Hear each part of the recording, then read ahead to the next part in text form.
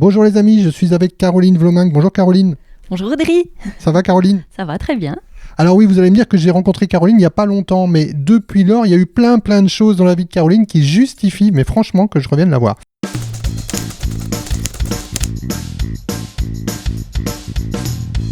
Qu'est-ce que tu nous as fait Caroline depuis le mois de mai à peu près? Début mai, il y a le livre incisif qui est sorti. Donc ça y est, il est sorti. Ouais, il est là, tout beau. 5 histoires. 5 histoires sombres, très très sombres, comme le ciel. Le ciel belge. Ah, c'est ça, on est servi depuis quelque temps. Oui. Donc c'est 5 histoires de personnages qu'on pourrait croiser dans la rue. Mais qui sont sombres, qui finissent mal. On va pas dire si ça finit mal, sinon... qui pourrait finir mal. Qui pourrait, en fait, voilà, c'est des histoires où le destin, on va dire, des personnages n'est pas toujours très optimiste. Et en plus de Incisif, tu nous as encore sorti autre chose. Ouais, donc depuis Incisive, j'ai sorti un opuscule, donc toujours aux éditions La Miroir, et ça s'appelle Vacances, j'oublie tout. Très léger comme histoire. Bah, tu dis léger, mais en fait, tu es en complètement décalage. C'est pas si léger que ça. C'est pas si léger que ça, mais voilà, je voudrais dire même style, même genre, même ton, même fin. Laissons peut-être au lecteur le plaisir de savourer peut-être une fin heureuse, tiens, et pourquoi pas. Et donc le titre, clairement, il y a un lien avec les vacances. Ça, c'est clair. C'est un texte qui aborde les vacances, l'envie d'être en vacances après, on va dire, des péripéties de la vie. Est-ce qu'on peut dire dans les péripéties de la vie que tu parles de maternité? Bien sûr, oui. Ça parle d'une maman qui a quand même pas mal de difficultés à tomber enceinte, et puis les aléas de la vie qui suivent, avec plein de joyeuseté obstétrique. Voilà. C'est une des rares nouvelles qui parle de ça à ce point-là, non? Mais en fait, c'est dans cette nouvelle, il y a beaucoup de choses, je pense, que des mamans ont vécues, et que peut-être on ne le dit pas, on ne partage pas ce genre d'informations dans les conversations mondaines, parce que c'est des choses qui sont arrivées aux jeunes mamans, à la maternité ou des choses pareilles, et en général, les femmes le savent, mais pas les autres. Et moi, je dois dire que je suis un peu tombé des nues, parce que moi, je suis un homme, je suis pas une femme, et donc j'ai découvert plein de choses, quoi. Et franchement, c'est presque choquant. Le problème, c'est qu'il y a pas mal d'informations qu'on ne divulgue pas, parce qu'on doit garder quand même une dignité de femme après. Sinon, on va nous affubler qu'on est devenus que des mamans. Mais sinon, évidemment, il y a des expériences à l'hôpital, des expériences obstétriques qui laissent quand même des cicatrices. Et pas que l'épisiotomie. Hein. Voilà. Est-ce que pour toi, le fait d'écrire, il n'y a pas que la chute qui compte? C'est-à-dire que moi, je prends beaucoup plus de plaisir dans tout ce que tu écris avant que la chute. La chute, je ne vais pas mentir, quelque part, à un moment en tout cas, pas tout à la fin, on la voit venir quand même. Ça, moi, je dis rien. Voilà. Je laisse au lecteur la joie de profiter d'une triste ou d'une jolie chute. Mais c'est clair que c'est un petit peu comme quand on a un objectif. Est-ce que c'est le chemin pour accomplir cet objectif ou l'objectif en lui-même qui prime? C'est ça, c'est l'essence de ma question. Toi, tu prends plus de pied à écrire tout ce qui arrive avant la chute ou la chute en elle-même? Ou bien ton objectif, c'est de nous mener à cette chute? Du tout. En fait, ce qu'il y a, c'est que, on va dire que toutes les histoires, à la rigueur, qu'on peut lire, elles sont simples. Il y a un fil rouge, il y a un début, il y a un milieu, il y a une fin. Et comment dire, c'est toutes les péripéties qui viennent alimenter le discours, le récit, qui sont intéressantes aussi. Donc ici, il y a plein de digressions. Donc à la rigueur, oui, l'histoire est simple, mais c'est toutes ces petites histoires qui viennent s'agripper, s'accrocher au récit, mais qui font, je dirais, un peu la saveur de la lecture, si on peut dire saveur. Mais c'est ça que je disais, c'est que moi, je prends plus de plaisir dans tout ce que tu écris juste avant la chute. Et la chute en elle-même, franchement, elle est très bien. C'est pas ça que je veux dire, hein. C'est pas un jugement qualitatif, mais c'est un jugement plutôt d'une perception de parcours et de cheminement que tu soignes beaucoup. Et c'est là-dedans, moi, je trouve toute la saveur de ton écriture. Mais ce que j'aime bien, c'est... une histoire, on va dire, simple et venir accrocher des petites histoires, mais qui sont même parfois, on va dire, trash, violentes et qui viennent aller dynamiter ou dynamiser le récit, c'est ça, hein. C'est dynamiter parce qu'il y en a qui m'ont déjà dit qu'ils avaient éclaté de rage, de sanglots, de plein de choses. En le lisant, comme dans Incisive par exemple, t'as pas encore lu Audrey, mais... Bon voilà, je suis encore grillé pour la deuxième fois. C'est une histoire sur un PDG, il y en a qui disent on le voit, on le dégueule, on le vomit ce type, il y a dans l'été 89, il y en a qui m'ont écrit en disant qu'ils avaient pleuré.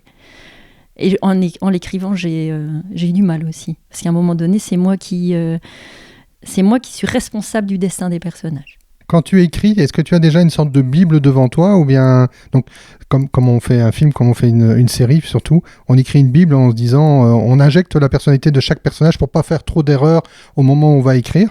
Est-ce que toi, tu pars déjà avec une grande connaissance de tes personnages ? Pas nécessairement, non. Le fil rouge est là. Et après, je me mets dans la peau des personnages. Je me dis, voilà, c'est une femme, comment elle réagit. Elle est face à un homme, comment il réagit. Et j'essaie de me plonger, comme je suis une femme, j'essaie de me plonger alors dans la vie d'un homme et comment il pourrait réagir par rapport à certaines réactions. Et est-ce que pour toi, donc, dans ces réactions, etc., tout va vers le trash un peu, tout va vers le difficile, le dur ? Est-ce que je pourrais écrire du feel good ? Je pense pas.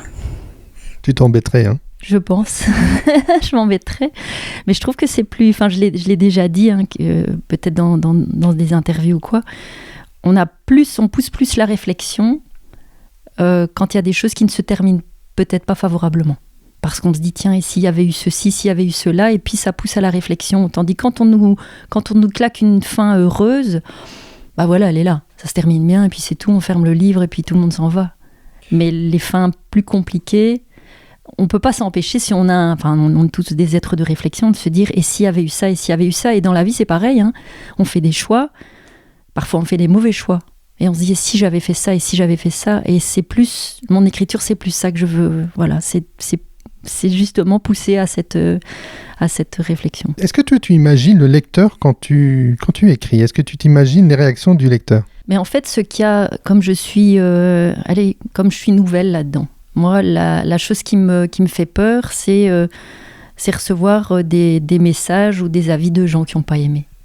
Donc voilà, ce serait ça qui me fait peur. Ça ne m'est pas encore arrivé, peut-être si une fois, j'ai eu une fois un message, mais c'est plus ça que je crains, c'est de décevoir. De décevoir parce que, je ne sais pas comment expliquer ça, mais je veux donner du plaisir, donc je serais déçue de ne pas donner le plaisir au prorata de ce que les gens ont donné pour acheter ce livre. Si on achète un livre, c'est pour vivre une expérience quand même favorable.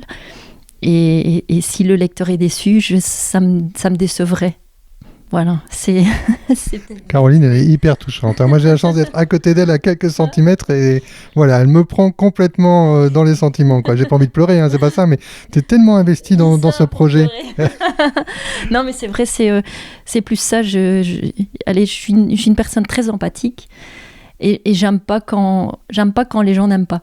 Et j'aime pas quand on m'aime pas. Évidemment, on peut pas aimer tout le monde, hein. Évidemment, je ne ferai pas l'unanimité avec mes histoires. Mais c'est vrai que quand on dit ça, s'il y a du négatif, je vais être touchée. On m'a déjà dit, allez, prends du recul par rapport à ça, mais... Non, mais c'est d'autant plus touchant que tu prends quand même des directions très tranchées, quoi. Donc, t'es pas du tout dans comme tu dis, le feel good ou dans Martine à la plage, quoi.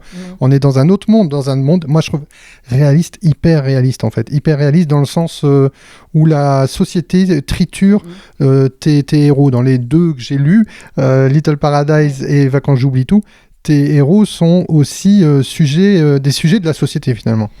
C'est clair que, quand tu regardes ici une femme qui veut avoir un bébé, il y a un papa, il y a un gynéco, dans les autres livres, il y a des enfants, il y a un PDG, il y a un journaliste, il y a un photographe. C'est des personnes de la vie de tous les jours, et j'en invente encore d'autres. Hein. Il y en a d'autres qui arrivent. Il y en a d'autres qui arrivent. Mais tu vois, je me disais aussi, quand j'ai été interviewée plusieurs fois, et parfois quand l'interview est terminée, je me dis, merde, j'aurais dû dire ça. Et à un moment donné, on m'a dit, est-ce que vous ne trouvez pas que ce que vous écrivez est violent ? Et quand j'ai eu terminé de répondre, je me dis, j'aurais dû dire, mais c'est pas ce que j'écris qui est violent, c'est le monde qui est violent. On ouvre la télé, c'est violent. Les licenciements, c'est violent. Le changement climatique, c'est violent. Les révolutions, c'est violent. La destruction, qu'elle soit orchestrée par des politiques radicalistes ou extrémistes ou des choses. Il y a que de la violence. Il y a des jours avec les enfants, je n'ouvre pas le journal parler parce que je me dis, merde, qu'est-ce qu'ils vont encore nous mettre comment ils vont encore nous saper le moral?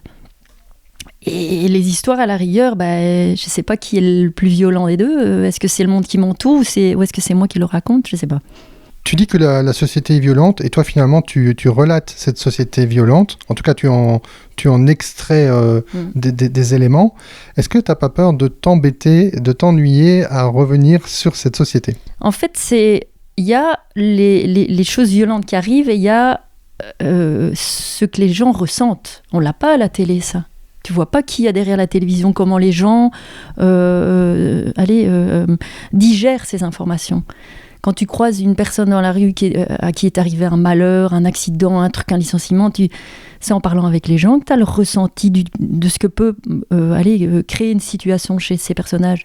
Et moi, c'est plus ce côté-là que j'ai. C'est des humains qui vivent des situations qui ne sont pas agréables. Par rapport à ton style, un style qui est quand même très direct, un style qui pour moi, alors c'est le souvenir que j'en ai des 2 livres que j'ai lus, c'est à la fois tu mêles les idées et les actions, il n'y a pas vraiment de séparation entre ce que je pense et ce que je fais. Comment ce style t'est venu à l'écriture ? Je sais pas trop, j'écris, est-ce que j'écris comme je parle ? Non, sans doute que non, mais est-ce que j'écris comme je pense ? Peut-être que oui, parce que moi je suis une fille qui pense beaucoup, qui se met beaucoup à la place des autres et qui choisit toujours ses mots pour ne pas, peut-être pour ne pas oser dire, pour ne pas blesser, pour éviter les conflits. Mais ça se mélange là-dedans. C'est pas parce que je dis pas que je pense pas.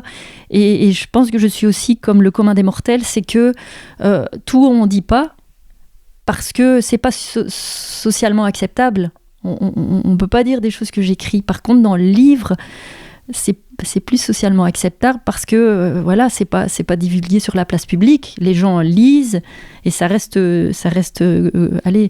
contraint dans des pages. Et c'est ça, à la rigueur, on peut se permettre dans un livre de ne pas avoir de filtre. Ce qu'on ne peut pas avoir dans des discussions, justement, ou dans des disputes. Ici, il y a des disputes. Elles seront sans conséquence. Moi, je déteste les disputes. Donc, j'aime pas les conflits. Donc, je préfère me taire. Et c'est peut-être quelque chose qu'on m'a souvent dit. Mais parle, exprime-toi, dis quelque chose. Et ça, c'est peut-être... Est-ce que l'écriture est un exutoire pour moi, peut-être ? Ce que j'allais dire, tu te rattrapes bien, là. Maintenant, je voudrais quand même dire un truc. L'écriture, comment je pourrais la qualifier ? Elle est viscérale. Ah. Voilà, c'est ça. C'est tu te fais mal. Quand tu es tout seul, tu dis putain, merde, fais chier, je me suis fait mal. Et tu dis pas zut. Non. Et c'est un peu ça. Et alors c'est paradoxal parce que ça donne à la fois un style cinéma, finalement, on est très pris dans le trip, un peu 24 heures chrono, enfin en tout cas dans le dernier, moi j'ai vraiment été pris dans le film, même si finalement c'est des examens médicaux, mais enfin on s'arrête jamais, on est relancé et il n'y a aucun détail, enfin moi j'ai trouvé... Qui t'embête. Oui, aucun détail qui m'embête, et surtout aucun détail de la vie de tous les jours, on peut encore s'imaginer 1000 trucs sur la personnalité et sur l'environnement des gens, pas sur ce qu'ils font, pas sur le fait qu'elle ait des soucis pour être enceinte, mais par contre sur sa vie à côté, et donc ça je trouve que ça se rejoint, c'est marrant ce que je veux dire, mais ça se rejoint de la radio et du podcast. Parce que finalement, l'imagination avec ton écrit, avec ton récit, elle fonctionne encore drôlement. Et ça, c'est chouette. Ça, c'est chouette parce qu'on peut vraiment se perdre. On n'a pas tout le détail de elle avait les yeux bleus. Enfin, si, peut-être qu'à un moment tu parles des yeux bleus, ça je sais plus, mais on n'a pas le détail de comment elle avait ses cheveux. Enfin, on n'est pas dans du détail à outrance. C'est pas de la contemplation. Mais en fait, j'ai lu beaucoup. Il y a parfois des livres où je me lasse. Je vais pas dire je m'endors, mais trop de détails. Moi, je suis pas fan. Voilà, je ne critique aucunement l'écriture des gens ou ce que lisent les lecteurs, mais moi, je veux du rythme. Voilà. Moi, j'adore le cinéma, et je suis une hyperactive dans ma vie en général, donc il faut que ça avance, quoi. Il faut que ça avance. Et c'est ça, c'est le donner envie au lecteur d'avancer et de finir l'histoire. C'est ça. Pour l'instant, tu as écrit, il me semble, 3 ouvrages, plus la participation à un ouvrage collectif, plus les Madame Irma, dont on ne parle pas aujourd'hui. Mais les Madame Irma, moi je vous conseille aussi d'aller les voir, c'est complètement déjanté, délirant, c'est par là que tu as commencé d'ailleurs, mais on en a déjà parlé dans le Nouveau Siècle. Mais au jour d'aujourd'hui, est-ce que tu écris encore et qu'est-ce qu'on peut attendre de Caroline Vlominck? Pas forcément pour la rentrée, parce que la rentrée c'est demain, mais pour l'année prochaine par exemple. Voilà, pour le moment j'ai écrit des nouvelles. Des petites nouvelles et qui peut-être auraient pu en faire des petits romans comme certains l'ont dit. Donc ici, je travaille à quelque chose de plus épais. On va dire ça comme ça. Sans aucune prétention. Parce que je ne sais pas si j'y arriverai, on verra. Mais voilà, j'ai commencé un roman, on verra. On verra. Est-ce qu'on peut envisager que tu reprennes une ancienne histoire pour l'étendre? Est-ce que c'est jouable? Non. Il n'y a pas d'appel là-dessus. Non, il n'y a pas. Je pense pas qu'on puisse, et ce serait même malhonnête en fait, de prendre une histoire et de la gonfler et d'en faire quelque chose de plus long. Je pense que je pense pas que j'y arriverai, parce qu'il y a une dynamique qui est là au moment où on l'écrit, et venir truffer pour gonfler. Non, je pense que ce serait comme mettre de l'air dans les glaces qu'on vend, donner du volume. Non, je pense pas. Caroline, si tu devais donner envie au lecteur qui ne t'a pas encore lu de te lire, qu'est-ce que tu lui dirais? En fait, pour répondre à ta question, Audrey, il y a beaucoup de gens qui ne lisent pas. Énormément de gens qui ne lisent pas. Et pourquoi les gens ne lisent pas? Il y en a qui liront jamais, parce qu'ils n'aiment pas lire, mais il y en a aussi qui se retrouvent désœuvrés par rapport à la quantité de pages qu'ils auraient à lire. Donc il y a des romans très épais, et il y en a qui sont effrayés par la quantité de pages à lire, donc ils ne s'y mettent pas. Si je peux donner l'envie à des lecteurs qui ne lisent pas beaucoup, qui n'ont pas le temps de lire, parce qu'il y a aussi, j'entends énormément de gens, c'est « j'ai pas le temps ».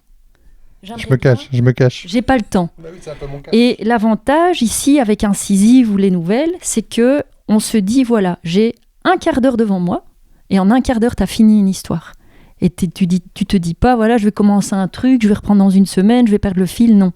Et c'est ça qui est intéressant aussi aux nouvelles. Et les nouvelles, on m'a déjà dit que c'était le parent pauvre des romans, et je trouve que c'est dommage.